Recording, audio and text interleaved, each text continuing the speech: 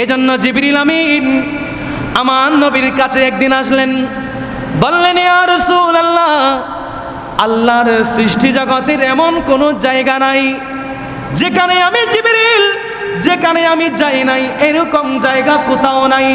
আল্লাহর গোটা সৃষ্টি আমি বিচরণ করেছি নবী, গোটা সৃষ্টি জগৎ যখন আমি বিচরণ করেছি, খোদার কসম ইয়া রাসূলুল্লাহ, আপনার চাইতে শ্রেষ্ঠ কোনো মানুষ আমি এই জমিনে আর দেখি নাই।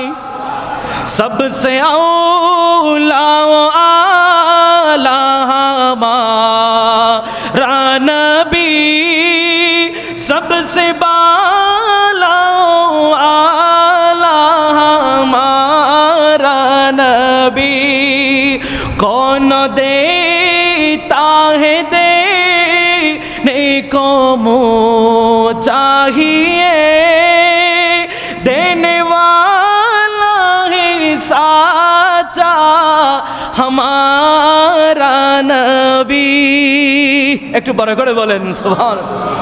জিবরিল বলেন, নবী, আপনার চাইতে শ্রেষ্ঠ কোন মানুষ আমি আর দেখি নাই। শুধু আপনি নবী শ্রেষ্ঠ না, আপনি নবীকে আল্লাহ যেই নসল দিয়ে দুনিয়ায় পাঠিয়েছেন, যেই বংশ দিয়ে আল্লাহ আপনি নবীকে দুনিয়ায় পাঠিয়েছেন, নবীরে আপনার বংশের চাইতেও শ্রেষ্ঠ কোন বংশ আমি আর পৃথিবীতে দেখি নাই। নবীজিকে আল্লাহ পবিত্র রেহেম, পবিত্র সিলসিলা দিয়ে আল্লাহ কামলিওয়ালা দয়াল নবীকে এই দুনিয়ায় প্রেরণ করেছেন। আমরাও মায়ের গর্ভে ছিলাম, আপনারা সবাই মায়ের গর্ভে ছিলেন, কিন্তু আমরা থাকা আর নবী